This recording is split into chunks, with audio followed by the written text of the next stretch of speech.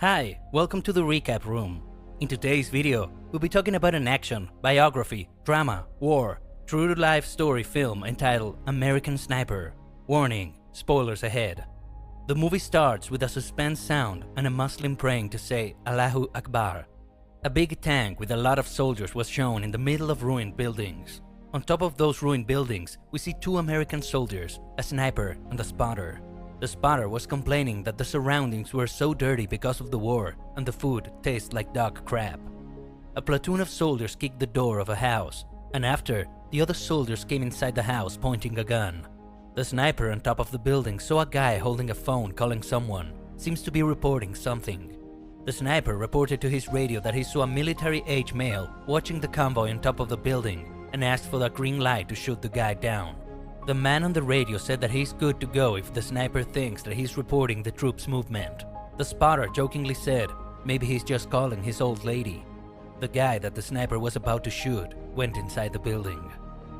The sniper shifted his aim at the ground floor of the building and saw a woman and a kid moving towards the convoy. The sniper said her arms are not swinging, she's carrying something.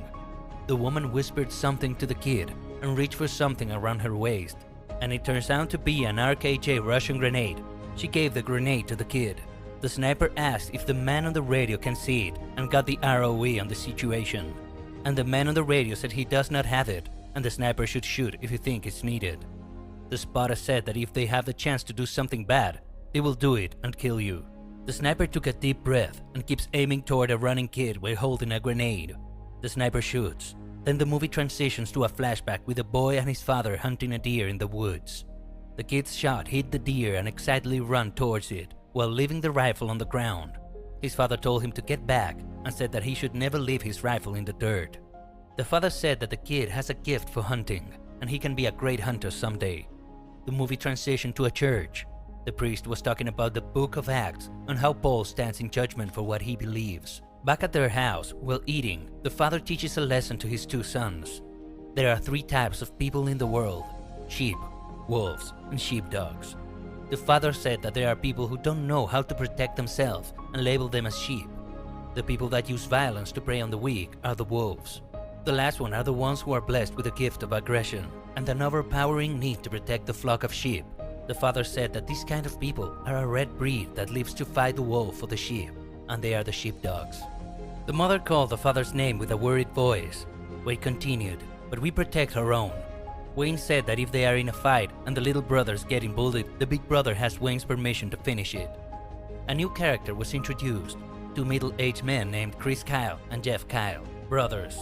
While they went home after a failed rodeo, Chris Kyle saw his girlfriend cheating on him and asked her to leave. While drinking with his brother and watching TV, flash news appeared that says there is bombing in the US Embassy in Kenya, totaling more than 80 killed and more than 1,700 injured in two bomb blasts. The news report said that it's still unclear who did it and who's the enemy, and this infuriates Chris. In the morning, Chris went to apply to enlist and the officer referred him to the Navy SEALs. Chris answered he's not so good in the water. The officer said that, well, this ain't for the faint heart, and most men they wash out and they quit. Chris hurriedly answers that he's not most men, and he does not quit. Chris attended the Navy SEAL training. It was an horrendous training for Kyle, for he's already 30 years old after the training. Chris went to a bar and sat beside a girl. Chris asked the woman and suggested that they do a shot for a question because the girl has been asking a lot of questions to Chris. The woman agreed and asked what branch Chris is from. Chris answered that he just finished the BUDs and he's heading to a sniper school. The woman was amazed that he's a SEAL. She said that she knows all about the guys in the SEAL because her sister was engaged to a SEAL. Chris asked what she meant by that. The woman answered that all the SEALs are arrogant and self-centered, and so she will never date a SEAL, let alone marry. Chris then introduced himself again, and the woman said that her name is Taya. Chris is now in the sniper school. The instructor said that the sniper's ritual is to feel the breath filling every cell in our body, and if we master it, we master our mind. During Chris' times off, he takes out Taya on a date at a carnival. After their date, Chris performed poorly at sniper school. You can't shoot. And that night, Taya and Chris made love to each other. Back at the sniper school, Chris still can hit the training target, and the instructor said to give him 50 push-ups because Chris is performing poorly. Chris shifted his aim to a snake and hits a much harder target, saying he's better if the target is breathing. Back at Chris and Taya's house, they saw on the television the 9/11 bombing. Chris and Taya got married before he gets sent out to another country for war. Chris got sent out to Fallujah in the Middle East. The officer said that all the snipers have a bounty on their heads. The snipers are being paired with a Marine to watch the back of the first Marine's back that's going door to door. The officer said that the whole city is evacuated and all the military-age males that are still there will kill them. Chris' partner is talking about the enemy sniper that is an Olympian that can hit 500 yards away, and they call him Mustafa. After Chris shot the kid, the woman ran over and picks up the grenade and then threw it at the Marines, so he shot the woman. That was Chris' first 2 kills. After that day, Chris continued to do his Overwatch job very well. A car that seems to be a suicide bomber was going at a great speed towards the Marines. Chris hit the head of the driver. Chris saw a kid that was planting a mine from 250 yards away and shot it. At night, while the Marines are going door to door, an enemy sniper that seems to be Mustafa killed a Marine. In the morning, he got up from his spot and is asked by his comrade how many did he get. He said that he got 8, and they were surprised that he got more than all the snipers combined. While Chris was sniping at the top of a building, his wife calls to tell him she's now pregnant. Taya said that Chris' brother got deployed in Iraq and his brother failed to jump school. Back at the army base at the meeting, the army's main enemy was introduced named Zarqawi, the crown prince of Al-Qaeda in Iraq that's funded by bin Laden. Chris wanted to stop doing an Overwatch job and go door to door to teach the Marines that were civilians not long ago. But the officer declined because he's better in the Overwatch job. Chris asked his partner how come he said that the enemy has a sniper in the Olympics, but Iraq hasn't qualified a shooter in 3 games. His partner answered that it's because Mustafa is Syrian, not Iraqi. While doing an Overwatch job, Chris saw a wounded Marine and got irritated and left his post to help the Marine do house to house. Chris breached into a house and he pointed the gun at the kid, but a middle-aged man ran towards him, begging not to shoot. Chris asked the guy why he's still there when they are evacuating the area already. Chris talks to the guy with a translator, and the guy said that if he talks to US soldiers, they will come to his house and punish them to make examples of them. Chris asked who will come. The guy answered the man they called the Butcher, the son of the devil, the #1 soldier of Zarqawi. Chris asked the location of Zarqawi, and the guy answered, if you find the Butcher, you find Zarqawi.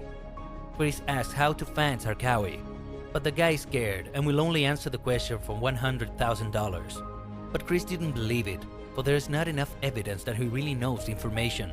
The guy finally gave information. He gave the Butcher's real name, Amir Khalaf Fanous. Back at the headquarters, they confirmed that what the Iraqi informant says is the truth. The officer said that he will only give him $100,000 if he brings the Butcher to him. After that, they went to see Sheikh again. While on their way, they are talking about Zarqawi's enforcer, the Butcher, that whose weapon of choice is a drill. While Chris is on a truck and got the news from his wife that their baby is a boy, Mustafa, the enemy sniper, shot the driver of the truck. The whole squad is getting shot by Mustafa from 300 yards, and some left the scene with the money that is prepared for Sheikh. While Chris is looking at the mirror for information, he saw the Butcher taking Sheikh's kid away. Mustafa shot the mirror that Chris was using to look at the Butcher. Chris threw a smoke grenade to reposition. The Butcher drilled Sheikh's son at the feet, and next, he drilled Sheikh's son at the head. Chris tried to help the kid but got hit by Mustafa on his helmet. Sheikh ran towards the Butcher and got killed. The Butcher said, "You talk to them, you die with them." After that, they went away. Before getting back to base, the commander complained that the Marines failed to secure the area and is shutting the whole operation down. They can't leave until they figure something out. Chris came back to the US and sees his wife. While going back to their home and arguing with each other, Taya suddenly felt pain, so they went back to the doctor and the baby was born. Back at Chris' home, Chris sees a video of a sniper killing American soldiers. It turns out that Mustafa is selling videos of him sniping people. Chris and Taya argued that Chris is not open to her, and Taya decided to let Chris back to Iraq to help the war and made him promise to come back safely. Tour 2. Chris is now back at war and saw his stressed brother at the camp about to go back home.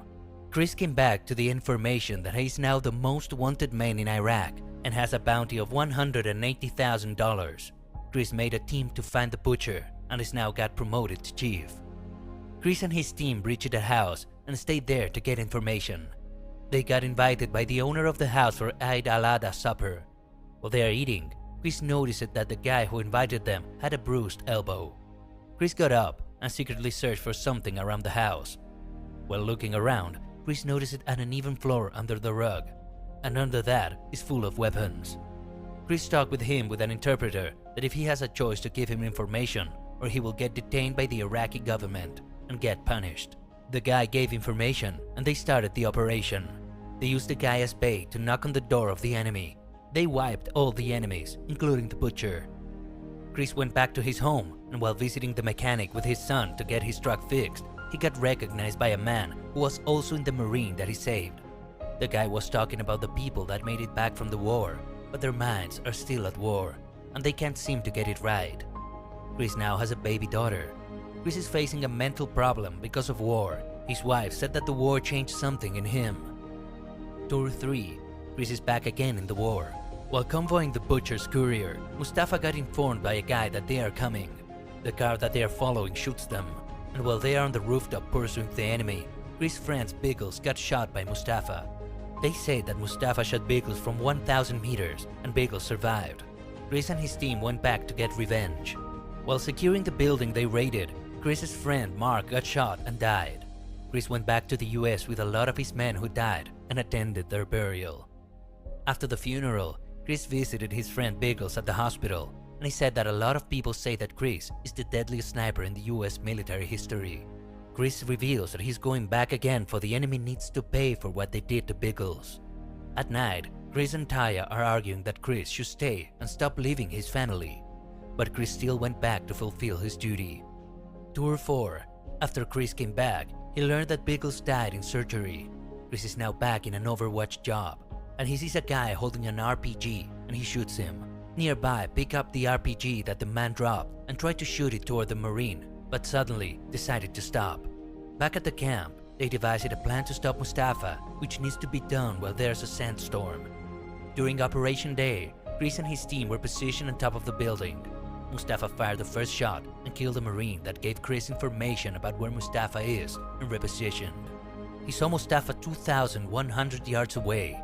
He was asked not to shoot for it will reveal their position and it's too far away.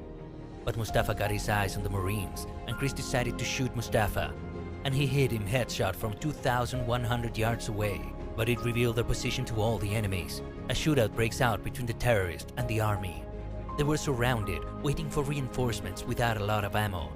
In the middle of the shootout, Chris called his wife, saying he's ready to come home. The sandstorm came and gave them the chance to get out of the location. Reinforcements' car came and saved them all. Chris is now back home in the US, and while in a bar, he received a call from his wife asking where he is without knowing that Chris is already in the States. Chris can still hear the war sounds, even though he's at home now. Chris visited a psychologist and learned that the Navy credited Chris for over 160 confirmed kills. Chris opened that he still thinks about the comrade he couldn't save. The psychologist suggested going out that there's still a lot of people that needs to be saved around the hospital. It turns out it was the people who came back from war that got injured badly in duty. Chris and his family moved to another home, and before the movie ends, on February 2, 2013, Chris said that a mother of a veteran soldier is asking for help for his son. And then they went to the shooting range. That day, Chris Kyle was killed by the veteran soldier he's helping. The movie ended by showing how they mourn for Chris, the legend Kyle. And that's the end of this video. For more movie recaps like this, make sure to like and subscribe. Don't forget to hit the notification bell as well, so that you're notified on our next uploads. Thank you for watching.